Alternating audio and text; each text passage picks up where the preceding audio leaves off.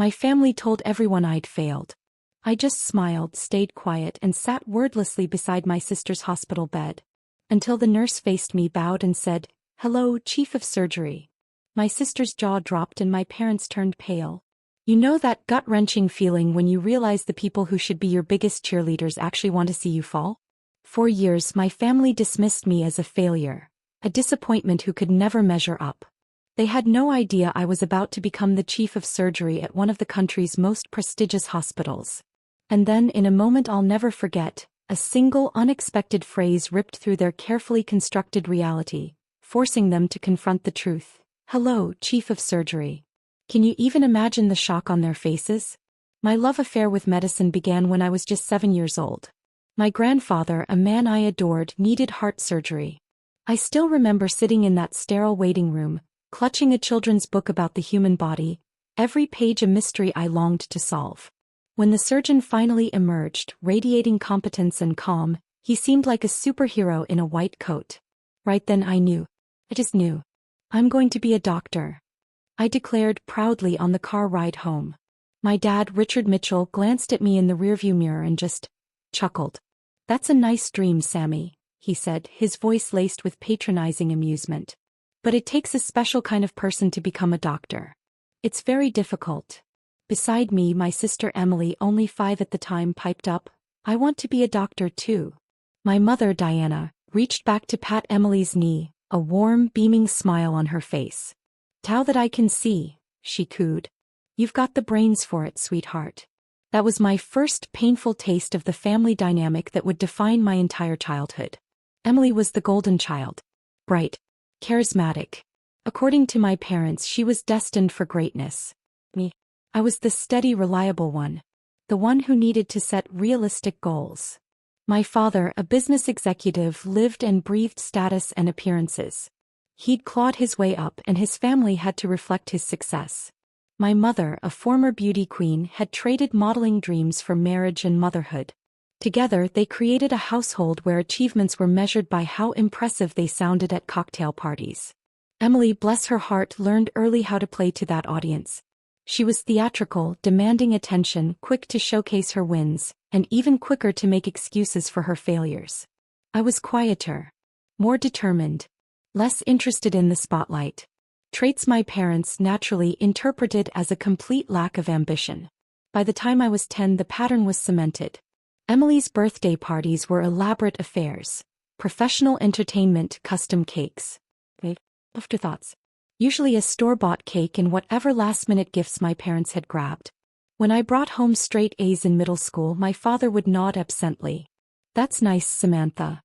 But when Emily, who struggled a bit, managed to pull her grades from C's to B's, they took her out for a special dinner to celebrate her remarkable improvement. I quickly learned to find my validation elsewhere. While my parents were busy at Emily's dance recitals and school plays, I buried myself in science books. I dissected frogs in the garage, conducted simple chemistry experiments, and watched medical documentaries late at night when everyone else was asleep. I was building my foundation brick by painstaking brick, even as my family assumed I was just passing time. My saving grace came in the form of Mr. Daniels, my high school biology teacher. He caught me staying after class one day, mesmerized by a slide under the microscope. "You've got a good eye," he said, peering over my shoulder. "And better technique than most of my senior students." It was the first time an adult had truly seen my potential in the field I dreamed of entering. Mr. Daniels became my mentor. He gave me advanced reading materials, wrote me a glowing recommendation for college. "You're going to make an exceptional doctor someday, Samantha," he told me when I was accepted into a pre-med program. "Call me when you're changing the world." I nearly cried. Someone finally believed I could do it. At home, the response was predictably lukewarm. Pre-med. My father frowned at my acceptance letter. "That's a tough road, Samantha. You know, most pre-med students don't actually make it to medical school, right?" "I know, Dad, but I'm going to be one of the ones who does." "Well," my mother interjected, "at least you'll have a good education to fall back on when you decide on something more suitable." They agreed to pay for my education, but their subtle undermining never stopped. Every phone call included questions like, "Are you still enjoying your classes?" As if medicine were just a phase. Every holiday break brought comments about how tired I looked, how maybe I was pushing myself too hard for something that might not be meant to be. Meanwhile, Emily was thriving in the attention department. If I dared to mention an interesting lecture, she'd interrupt with a dramatic story about a party where she'd met the son of a hospital administrator. My parents would immediately pivot to her tale, so relieved to escape the boring details of my academic pursuits. By my senior year, I'd learned to keep my dreams to myself. I stopped sharing my achievements, my hopes, my plans. I built a private world where I could nurture my ambition without the constant weight of their doubt. The night before I left for college, sitting alone in our backyard looking up at the stars, I made myself a silent promise. Someday I would be undeniable. Someday I would force them to see me. I just didn't know how many years, how much pain would pass before that day arrived. Getting accepted to Princeton's pre-med program should have been a huge celebration. Instead, my parents' response was a strange mix of surprise and concern. Princeton. My father raised his eyebrows. That's going to be expensive, Samantha. Are you sure this is the path you want to take? There's no shame in starting at community college if you're not completely certain. I am certain, I replied, clutching my acceptance letter. And I got a partial scholarship. Well, that helps, my mother said, though her tone suggested it didn't help nearly enough. We just don't want you taking on debt for something that might not work out. They eventually agreed to cover what my scholarship didn't, but every tuition payment came with subtle reminders of their sacrifice and dire warnings about the grueling path ahead. My father regularly sent me articles about the high dropout rate for pre-med students and the brutal lifestyle of medical residents. I threw myself into my studies with an intensity that even surprised me. While other freshmen were exploring campus life, I was establishing relationships with professors and securing research positions. I didn't mind missing parties. Each perfect exam score was its own reward. Each glowing evaluation from a professor, another brick in the foundation of my future. Then, during my sophomore year, Emily announced she was also interested in pursuing medicine. My parents' reaction was immediate and overwhelmingly enthusiastic. Like father, like daughter, my dad exclaimed, though he had never been in medicine. You've got the Mitchell determination. They never once mentioned that I had blazed this trail first. When Emily was accepted to Rutgers with a modest scholarship, my parents threw her a party, inviting extended family and friends. My uncle clapped me on the shoulder during the celebration. Looks like your little sister is following in your footsteps, he said. Maybe you two will open a practice together someday. My mother overheard and laughed. Oh, Samantha's still figuring things out. Emily's always known exactly what she wanted. I bit my tongue so hard I tasted blood. Visits home became increasingly difficult. Every achievement I mentioned was met with polite nods and quick changes of subject. When I was accepted into a competitive summer research program, my mother responded by showing me Emily's latest Instagram posts where she was volunteering at a local clinic. She's already getting hands-on experience, my mother said proudly. She's always been so good with people. The implication was clear. Emily had natural talent, while I was just stubbornly pushing myself in a direction that didn't suit me. Thankfully, college provided me with something my home never had: genuine support. I found friends who shared my passion for medicine, who didn't think my dedication was strange or misguided. I met professors who recognized my potential and pushed me to reach even higher. Most importantly, I met Dr. Catherine Reynolds, a brilliant neurosurgeon who became my mentor during my junior year. She took me under her wing after I impressed her with a research paper on emerging surgical techniques. You have the mind of a surgeon, she told me during one of our monthly coffee meetings. Methodical, precise, and innovative. Don't let anyone convince you otherwise. For the first time, I felt truly seen. Dr. Reynolds didn't just encourage my interest in surgery, she actively helped me prepare for it. She invited me to observe procedures, connected me with other medical professionals, and wrote a recommendation letter for medical school that brought tears to my eyes when she let me read it. You're not just going to be a doctor, Samantha, she said. You're going to be exceptional. I graduated summa cum laude with honors in my research thesis. The ceremony should have been one of the proudest days of my life. My parents attended, of course, but they seemed uncomfortable during the department reception where my professors kept approaching them to sing my praises. You must be incredibly proud, my advisor told them. Samantha is one of the most promising students I've encountered in 20 years of teaching. Yes, she's always been persistent, my father replied with a tight smile. Later that evening, as we gathered with extended family for dinner, my achievements were quickly glossed over in favor of Emily's news. She'd been elected president of her pre-med society. A natural leader, my father toasted, raising his glass. Always has been. I excused myself early, claiming exhaustion. In reality, I needed to escape before I said something I couldn't take back. As I lay in my childhood bed for one of the last times, I realized the distance between me and my family wasn't just emotional anymore. It was a fundamental disconnect in how we saw the world and my place in it. The next day, I packed up my car to move to New York for medical school. As I hugged my mother goodbye, she whispered, "It's still not too late to change your mind if it gets too difficult, sweetheart." I pulled away and looked her straight in the eyes. "It already is too difficult, Mom," I said, my voice steady. "But I'm doing it anyway." It was the closest I'd come to confrontation, and I saw the flicker of surprise in her face. But old habits die hard, and by evening she called to tell me about a family friend's daughter who had dropped out of medical school and was much happier teaching high school biology. I let her words wash over me, no longer expecting anything different. The road ahead would be hard enough without carrying the weight of their doubt. From that day forward, I decided to stop seeking their approval and focus entirely on proving myself right. Medical school at Columbia was exactly as grueling as everyone said it would be, and exactly as fulfilling. I thrived under the pressure. The sleepless nights were fueled by genuine passion, not just ambition. During my first year, I found myself drawn to cardiothoracic surgery, mesmerized by the complexity and precision it demanded. My residency at New York Presbyterian began with 80-hour work weeks that tested every single limit I had. I learned to catch sleep in 15-minute increments, to perform complex procedures while fighting exhaustion, to make life-or-death decisions when my brain felt foggy with fatigue. But beneath the exhaustion was an exhilaration I couldn't explain to anyone who hadn't experienced it. Not that I tried to explain it to my family. Our phone calls had dwindled to brief, superficial exchanges that followed a predictable pattern. "How's the hospital?" my mother would ask, her tone suggesting I was engaged in some exotic, slightly concerning activity. "Busy but good," I would reply, no longer bothering to share specific accomplishments. "You're working too hard," she would inevitably say. "You need to have a life outside of medicine, Samantha. Have you met anyone special?" The implication was always clear.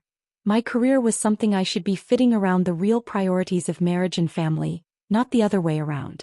Meanwhile, Emily had dropped out of medical school during her second year.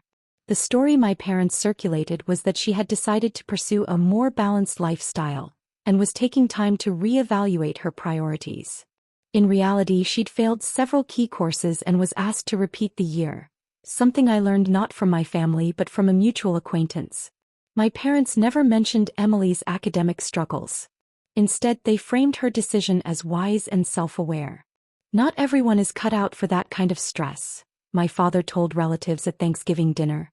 "Emily's smart enough to know what's right for her." When my aunt asked how I was doing in my residency, my mother jumped in before I could answer. "Samantha's still plugging away," she said with a sigh that conveyed both martyrdom and doubt. "We worry about her, of course. She's always been so intense."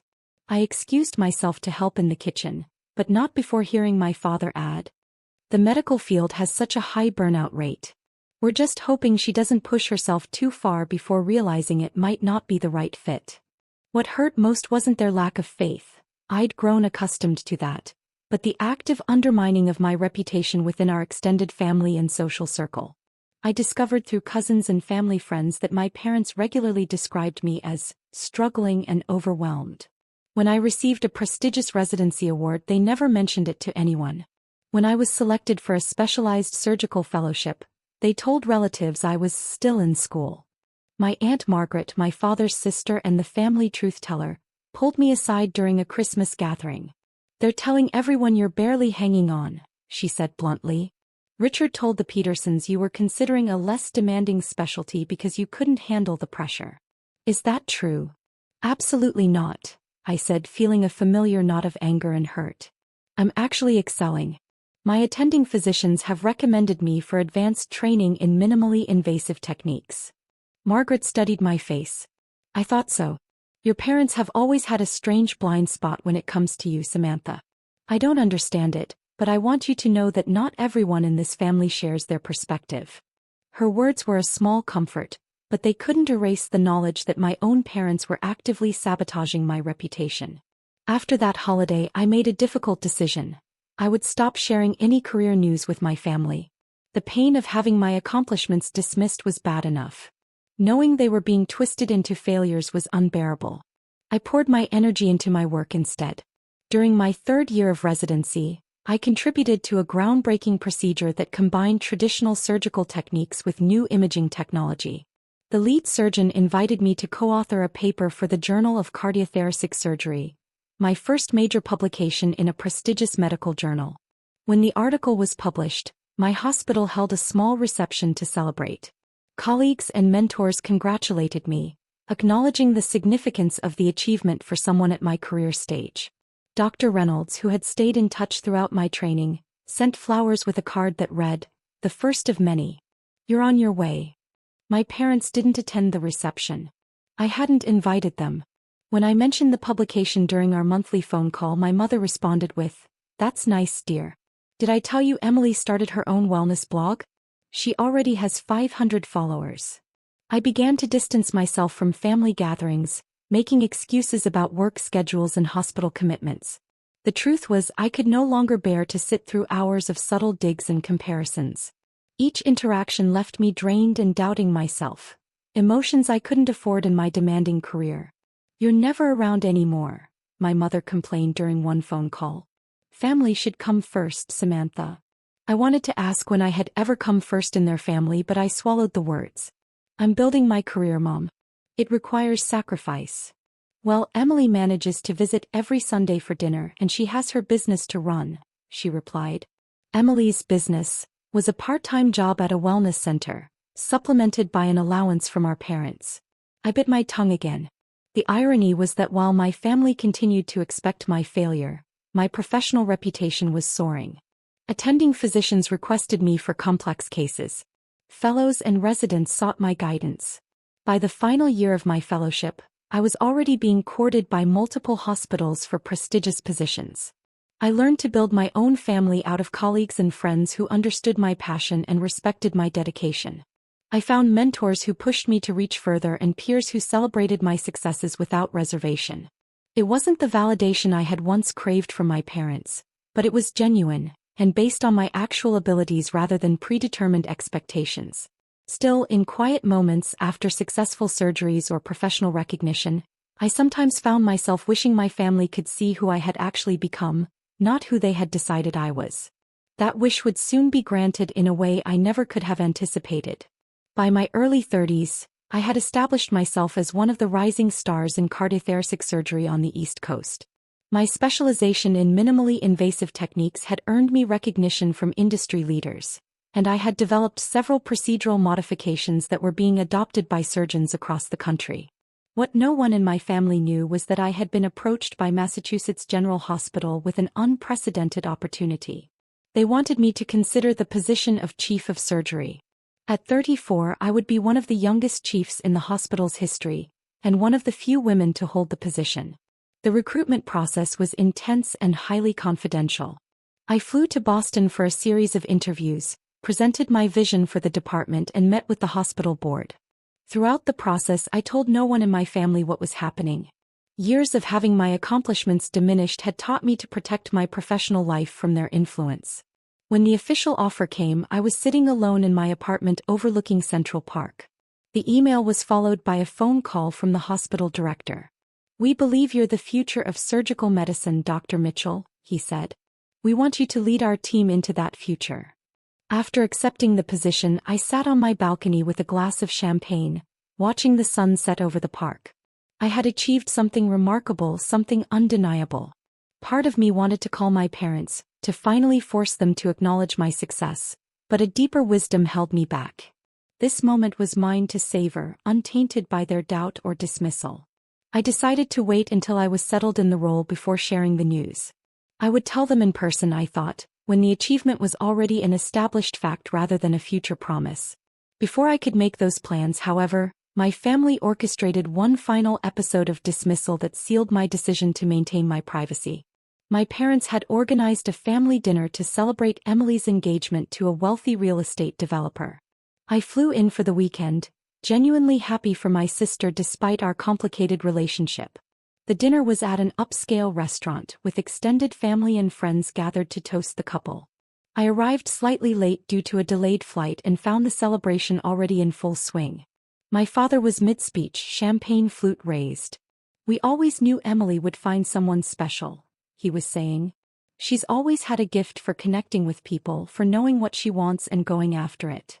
I slipped into my seat, quietly nodding greetings to relatives as my father continued. "To Emily and James," he concluded, "you make us prouder than words can express." After the toast, my mother finally noticed my arrival. "Oh, Samantha, you made it. We were just about to order." No mention of my late arrival, no concern about my delayed flight. I was simply an afterthought. Throughout dinner, Emily dominated the conversation with wedding plans and stories about how she and James met. My parents beamed with each detail, occasionally turning to other guests to add, "She's always had such clear vision about her life." When a cousin asked what I had been up to, my mother answered before I could. "Samantha's still at the hospital in New York. Still working those crazy hours." She shook her head slightly. "We keep telling her there's more to life than work, don't we, Richard?" My father agreed with a pointed glance at Emily's engagement ring. "Some people take longer to find their path. But better late than never." I felt something shift inside me. A final thread snapping, perhaps. I had been offered one of the most prestigious positions in my field, a role that surgeons twice my age would consider the pinnacle of their careers. And here I sat, being patronized as someone who hadn't yet found her path. Actually, I started to say the announcement of my new position on the tip of my tongue. But Emily chose that moment to stand and tap her glass. "James and I have one more piece of news," she announced. "We're expecting. I'm going to be a mom." The table erupted in cheers and congratulations. My mother burst into tears of joy, and my father wrapped his arm around Emily's shoulders, pride radiating from every pore. In the commotion, no one noticed that I hadn't finished my sentence. No one cared what news I might have had to share. In that moment, I made my decision. They would learn about my achievement when they couldn't ignore or diminish it. The next morning, as I prepared to return to New York, my mother cornered me in the guest room. "You should learn from your sister, Samantha," she said, folding a towel that didn't need folding. "Emily understands what really matters in life. It's not too late for you to focus on building a family instead of just a career." I looked at her, this woman who had never truly seen me, and felt a strange sense of peace. "I'm very happy with my life, Mom," I said simply. "Are you?" she challenged. "You work all the time. You barely visit. You don't have a partner or children. That's not much of a life." I picked up my suitcase. "It's my life, and it's a good one." She shook her head, the familiar expression of disappointment settling on her features. "We just want what's best for you." "No," I replied quietly. "You want what you think is best for me. There's a difference." I left for the airport shortly after, returning to New York to prepare for my move to Boston. 2 weeks later, I started my new position as Chief of Surgery at Massachusetts General. The hospital held a reception to welcome me, attended by some of the most respected names in medicine. My office had a view of the Charles River and a door with my name and title displayed in elegant lettering. I sent no pictures home. I made no announcements to my family. This achievement was still mine alone, protected from their diminishment. I would tell them eventually, I thought, when the moment was right. As it turned out, the moment would choose itself. In circumstances I could never have predicted. I was in the middle of a department budget meeting when my assistant knocked urgently on the conference room door. "Dr. Mitchell, I'm sorry to interrupt, but there is an emergency call for you," she said. "It's about your sister." My heart dropped. I excused myself immediately. In the hallway, I took the call, hearing my mother's panicked voice on the other end. "Emily's been taken to the hospital," she sobbed. "She collapsed at home. The baby, they're not sure. We're heading to Massachusetts General now. The ambulance is taking her there." The irony wasn't lost on me. Of all the hospitals in Boston, my sister was being brought to mine. I assured my mother I would meet them there and hurried to the emergency department. By the time I arrived, Emily had already been admitted and moved to the high-risk obstetrics floor. I checked the system and saw that she was being treated for severe preeclampsia, a serious but manageable condition if caught in time. Relief washed over me. This was serious but not immediately life-threatening.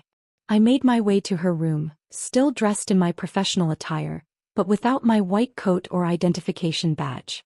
As I approached, I could hear my mother's voice through the partially open door. "I don't understand why they're making us wait so long," she was saying. "The doctor should have been here by now." I took a deep breath and entered the room. Emily was in the hospital bed, looking pale but stable. My father stood by the window while my mother sat at Emily's bedside, clutching her hand. All three looked up as I walked in, but their expressions showed only mild acknowledgement. No relief. No gratitude for my quick arrival. Finally, my mother spoke, though I had arrived less than 20 minutes after their call. "Have you spoken to the doctors? Do you know what's happening?"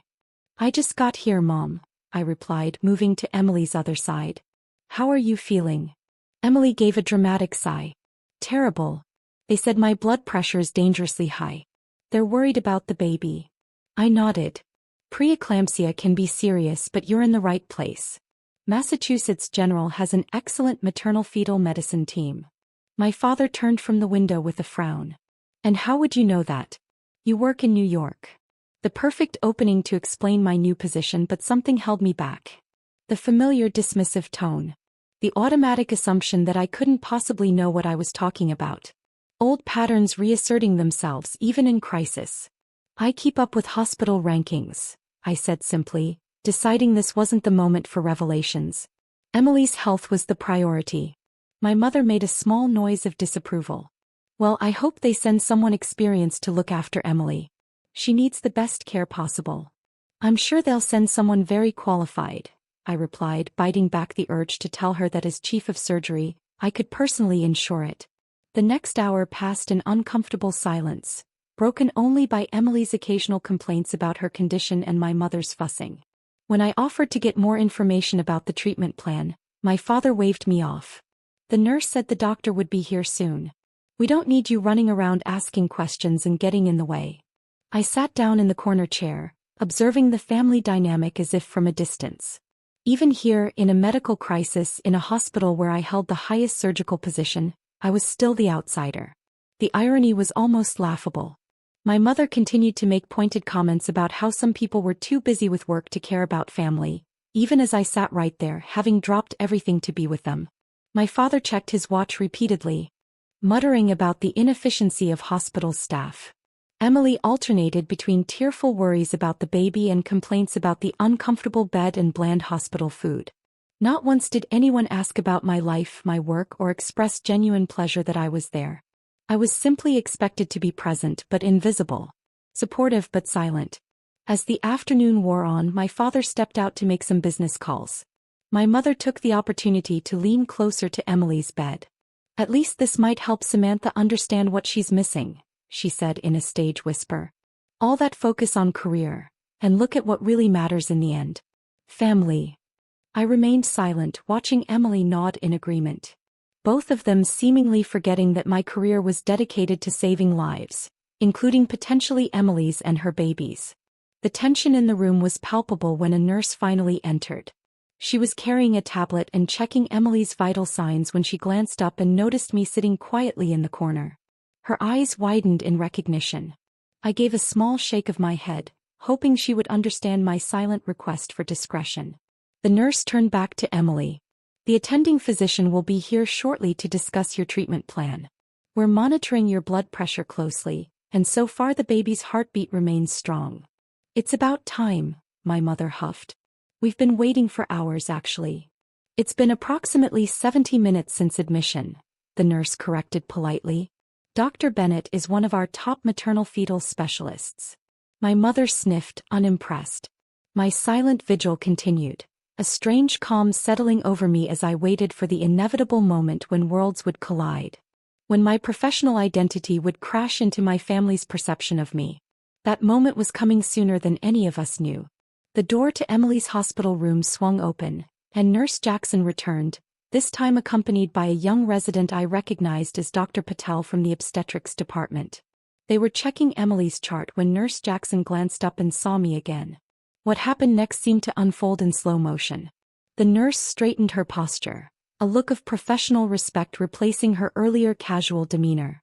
She stepped away from Emily's bed and walked directly toward me, stopping a respectful distance away.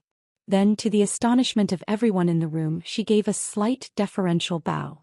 "Hello, Chief of Surgery," she said clearly. "I didn't realize you were already here with the patient.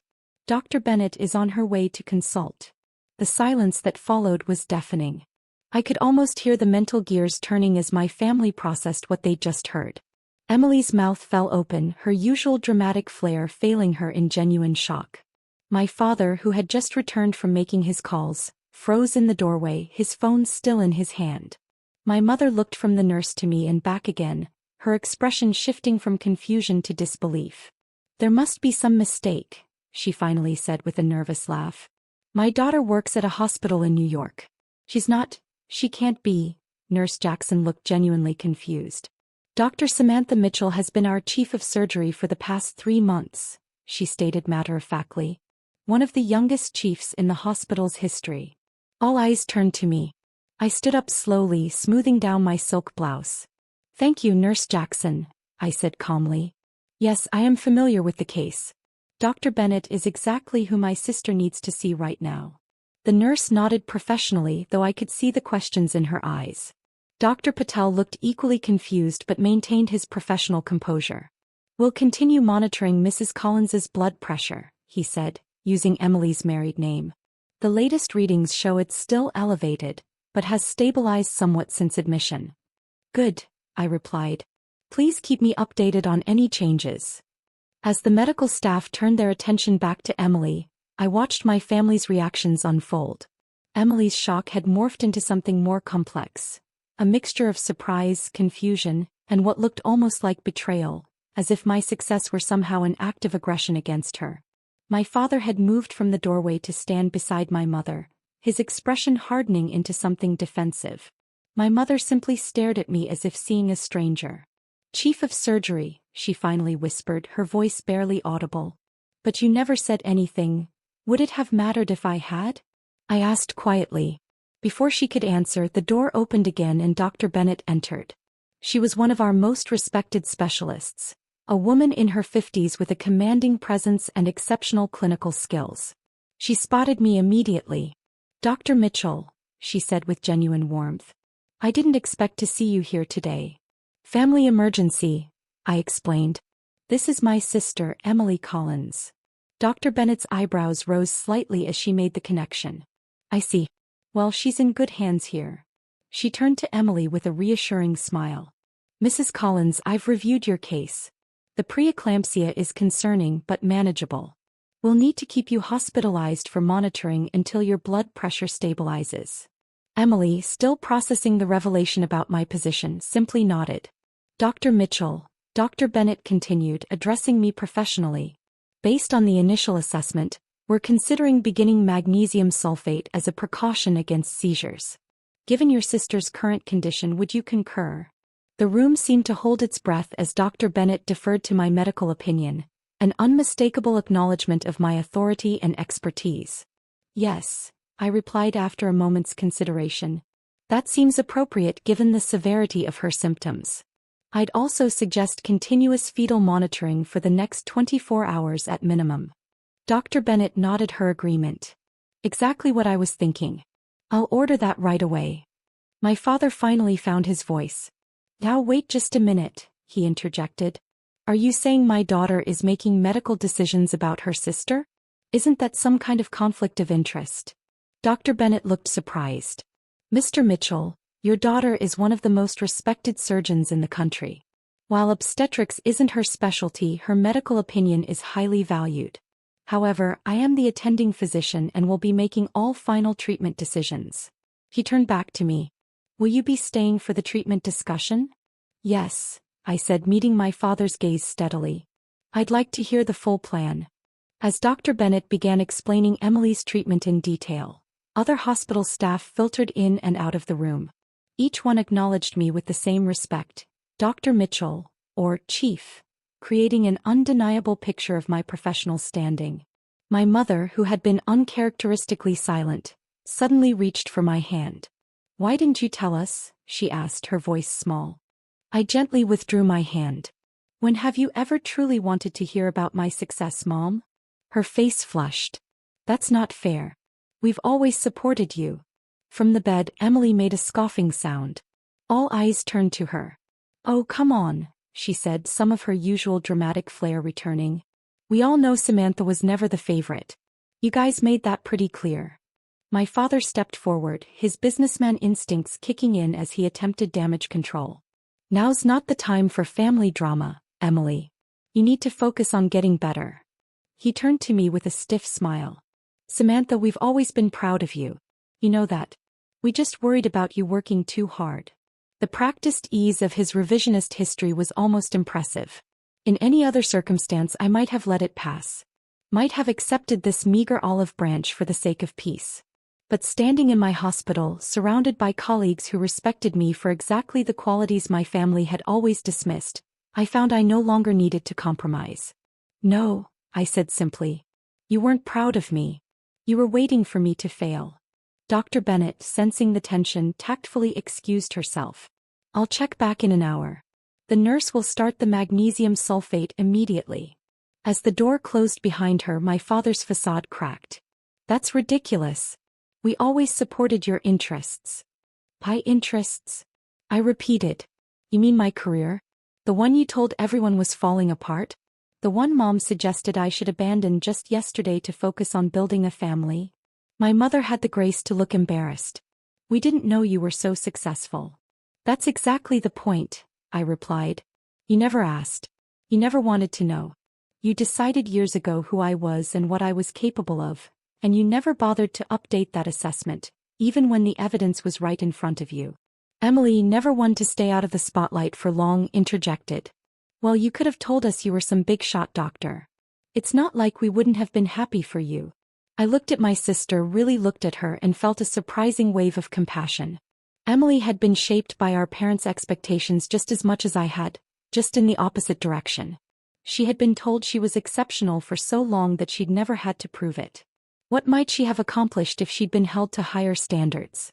"I'm not some big-shot doctor," I said quietly. "I'm chief of surgery at one of the country's top hospitals. I've published over 30 papers in major medical journals. I've developed surgical techniques that are being taught across the country. And none of you know any of that because none of you ever really wanted to know who I actually am." The silence that followed was profound. My father stared out the window, his jaw working. My mother twisted her wedding ring, tears welling in her eyes. Emily looked down at her hospital blanket, unusually subdued. The moment was interrupted by a knock at the door. Dr. Patel returned with a nurse to begin Emily's treatment. As they set up for the magnesium sulfate, I stepped back, watching my family process what had just happened. In that moment, standing in my hospital watching my colleagues care for my sister, I realized I had finally achieved what I had promised myself under the stars all those years ago. I had become undeniable. Emily remained in the hospital for 5 days. Her condition stabilized. The baby was deemed healthy, and she was eventually discharged with instructions for careful monitoring throughout the remainder of her pregnancy. Throughout her stay, I visited daily, balancing my duties as chief of surgery with my role as her sister. The revelation of my position created a seismic shift in our family dynamic. Emily, surprisingly, was the first to adapt. On the 3rd day of her hospitalization, as I checked in during my lunch break, she looked up from her magazine with unusual seriousness. "You must be really good," she said simply. "Everyone here practically genuflects when you walk in." I smiled slightly. "I work hard." "Yeah," she replied, studying me. "You always did." She hesitated, then added, "I was jealous of you, you know." This caught me off guard. "Jealous of me? Mom and Dad treated you like you hung the moon." Emily laughed without humor. "They did, and it was nice, I guess. But I always knew I wasn't earning it. You built something real. Something they couldn't give you or take away."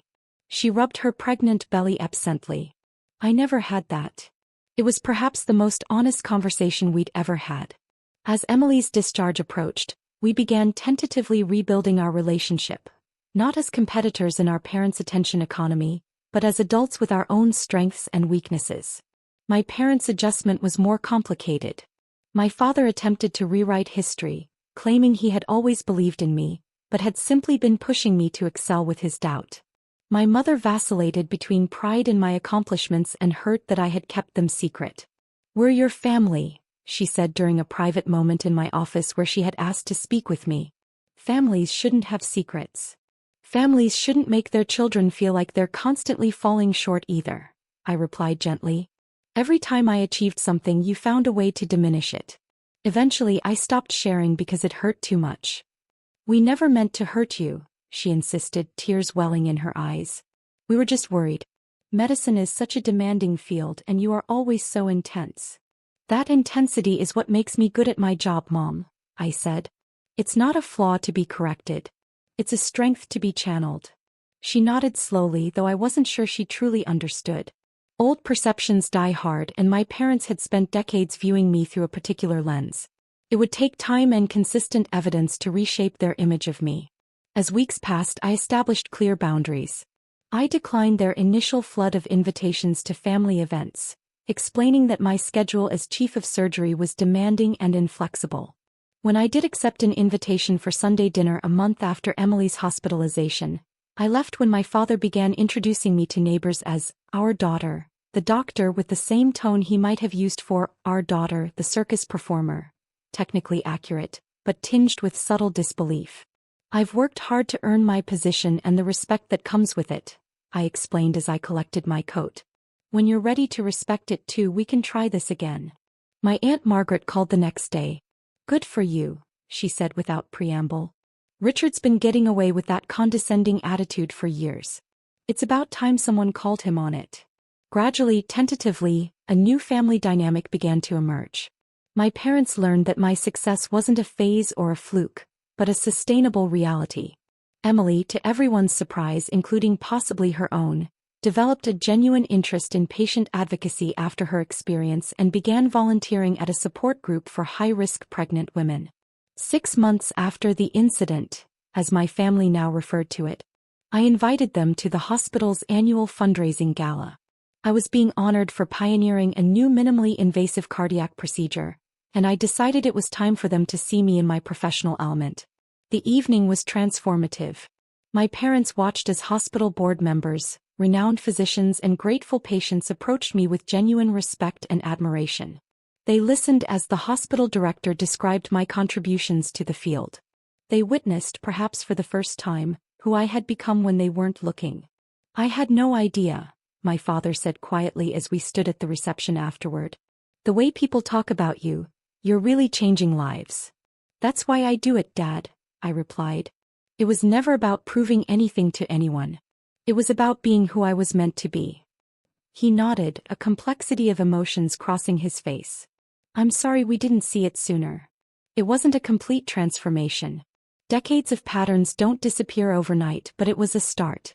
Over the following year, we began building a relationship based on who we actually were, not who they had decided I should be. I established a mentoring program for young surgeons facing similar challenges, particularly women and minorities who often struggled against others' limited perceptions of their potential. I shared my story openly with these protégés, emphasizing that external validation, even from those closest to us, can never replace self-belief. "Your worth isn't determined by others' ability to see it," I told a particularly promising resident who was facing skepticism from her family. "Build your excellence brick by brick, day by day. Eventually, it becomes undeniable even to those most committed to denying it." The greatest freedom I discovered came not from finally receiving my family's approval, but from no longer needing it. My confidence was built on a foundation of genuine achievement and impact, not on others' perceptions. The little girl who had once desperately sought validation had grown into a woman who created her own. Emily delivered a healthy baby boy 3 months after her hospitalization. At the family gathering to welcome him, she pulled me aside. "I want him to know his Aunt Samantha," she said, the baby sleeping peacefully in her arms. "I want him to know what it means to find your path and stick to it no matter what anyone says." I looked down at my nephew's tiny face. "I'd like that. And maybe someday," she added with a small smile, "you can explain to him what a cardiothoracic surgeon actually does, because I still have no idea." I laughed. A genuine laugh, free from the tension that had characterized our relationship for so long. It's a date. My journey from dismissed daughter to respected chief of surgery taught me that true validation can only come from within. External recognition, while satisfying, especially in those moments when my family finally saw me clearly, is ultimately fleeting. What endures is the knowledge that I built something meaningful, something that extends beyond myself to touch countless lives. If you're watching this and feel unrecognized or underestimated by those who should believe in you most, know that your worth isn't diminished by their inability to see it. Build your excellence quietly if necessary, but build it nonetheless. Your success doesn't need their permission or acknowledgement to be real. The greatest revenge against doubt isn't proving others wrong. It's proving yourself right. Have you ever been underestimated by family or friends? How did you respond? Share your story in the comments below. And if this resonated with you, please like, subscribe, and share with someone who might need to hear it today. Remember, sometimes the people who are meant to support us the most are the last to recognize our potential. Don't let that stop you from becoming exactly who you're meant to be. Thank you for listening to my story, and I wish you the strength to pursue your dreams, even when no one else believes in you.